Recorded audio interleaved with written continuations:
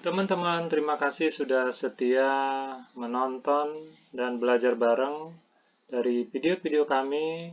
Terima kasih pula teman-teman yang sudah subscribe. Yang belum, mudah-mudahan hari ini, detik ini juga akan mensubscribe channel ini dan menjadi teman kawan setia untuk kita belajar bersama materi-materi tes CPNS.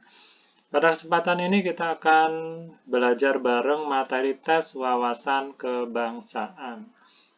Kita ke soal yang pertama.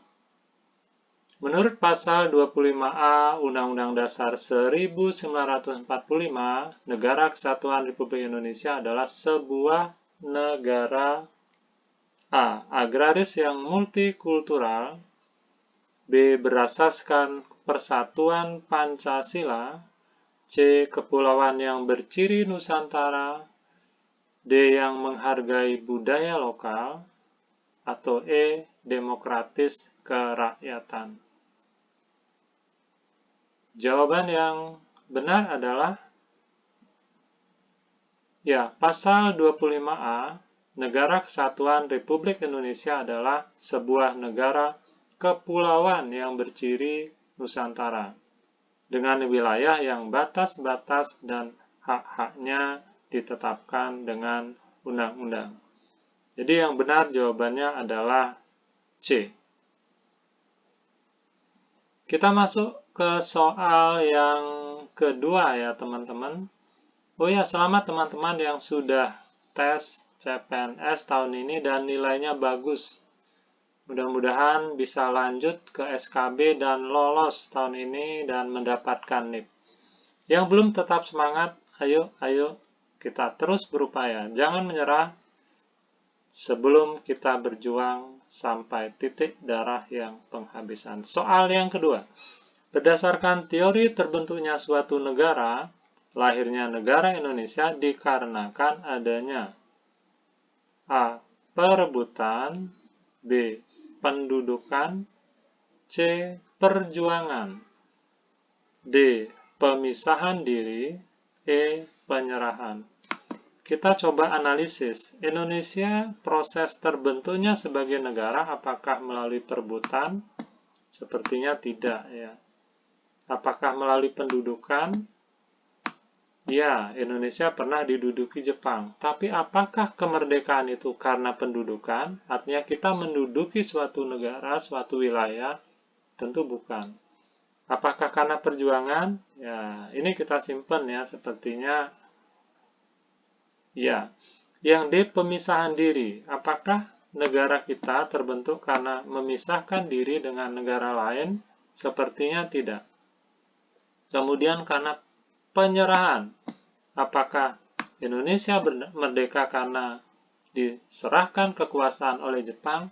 Tentu tidak. Jadi yang benar jawabannya adalah karena perjuangan. Indonesia lahir berdasarkan perjuangan yang telah dilakukan bertahun-tahun oleh para pejuang melawan penjajahan. Kita ingat 350 tahun dijajah Belanda, 3,5 tahun ya dijajah oleh Jepang. Sehingga menurut teori lahirnya negara, Indonesia itu adalah karena sebab perjuangan dan merupakan hasil dari kerja keras rakyat yang umumnya dijajah oleh negara lain, lalu memerdekakan diri. So, jawabannya adalah yang C. Soal nomor 3. Negara yang berdaulat dengan seluruh wilayah negara yang berkuasa hanyalah satu pemerintahan pusat adalah negara A. Kesatuan, B. Federasi, C. Uni, D. Protektoral, atau E. Serikat. Nah, kita kenal ya teman-teman ada dua bentuk negara, yaitu satu negara kesatuan dan yang kedua adalah negara federasi. Ini yang utama. Indonesia adalah negara kesatuan. Amerika Serikat adalah negara federasi atau serikat. Perbedaannya, negara serikat atau federasi dibentuk dari negara-negara bagian yang relatif posisi antara negara bagian itu setara atau sejajar. Sementara pada negara kesatuan, hanya ada satu pemerintahan pusat yang berdaulat. Sementara pemerintah daerah hanyalah perpanjangan tangan kekuasaan pemerintah pusat. Sehingga jawaban yang tepat adalah yang A. Pada negara kesatuan, pemerintah terpusat hanya satu walaupun terbagi dari beberapa jumlah bagian di wilayah tersebut. Negara Indonesia adalah menganut kedaulatan, seperti pada pasal 1 ayat 1 UUD 45 yang berbunyi, Indonesia adalah negara kesatuan yang berbentuk republik.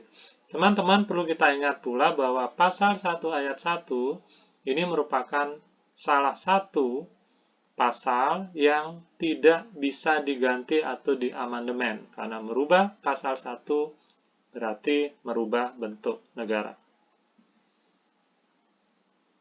Kita ke soal yang keempat.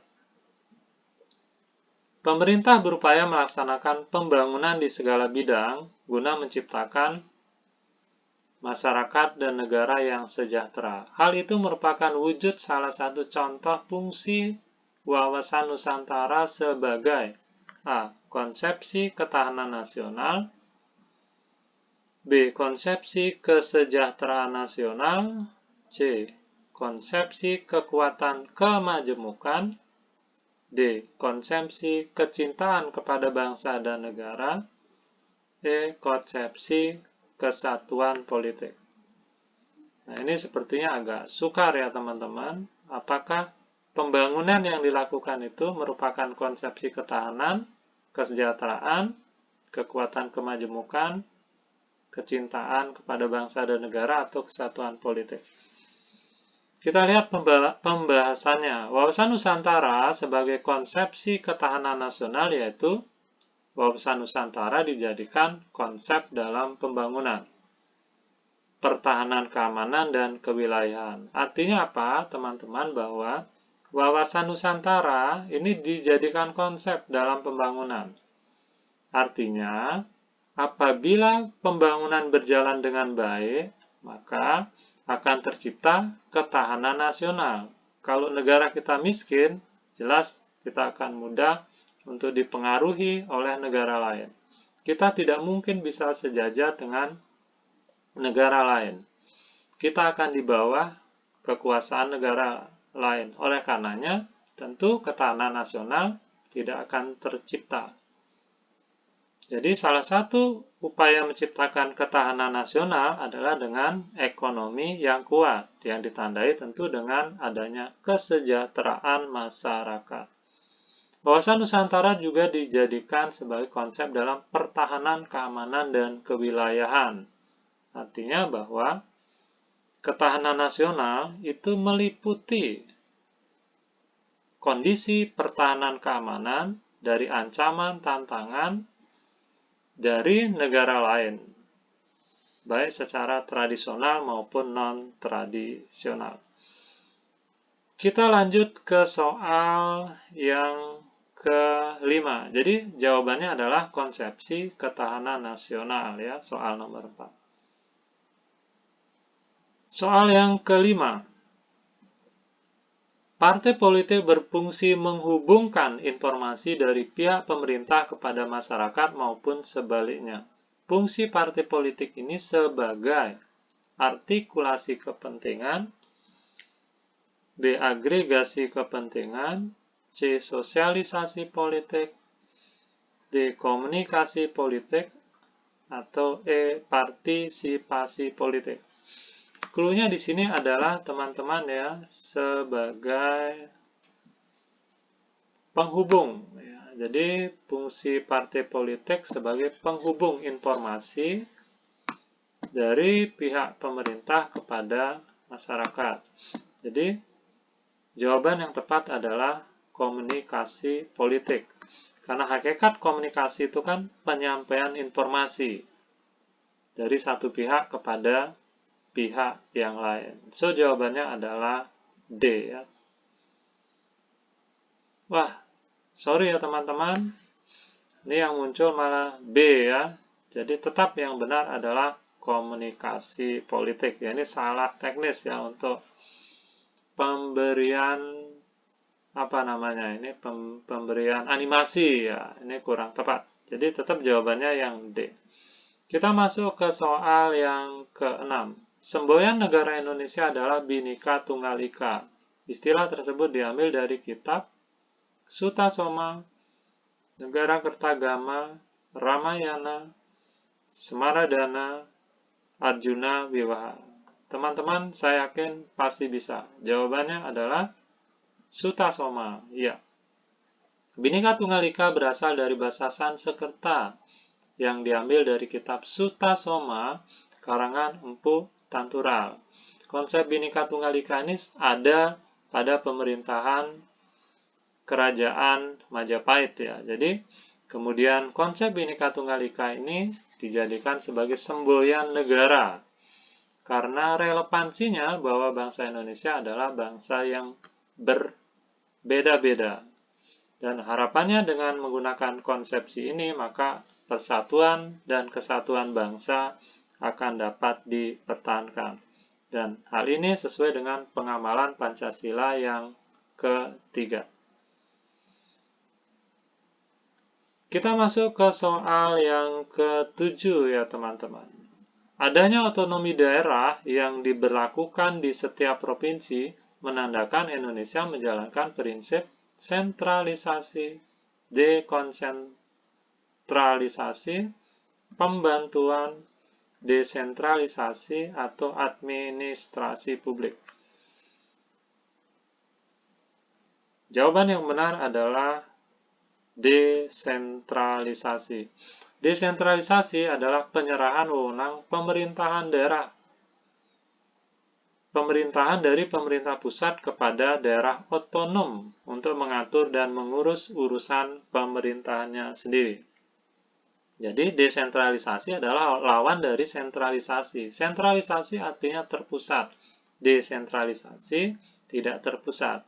Jadi teman-teman dalam konsep desentralisasi, pemerintah daerah berhak mengelola segala aspek kehidupan di daerah.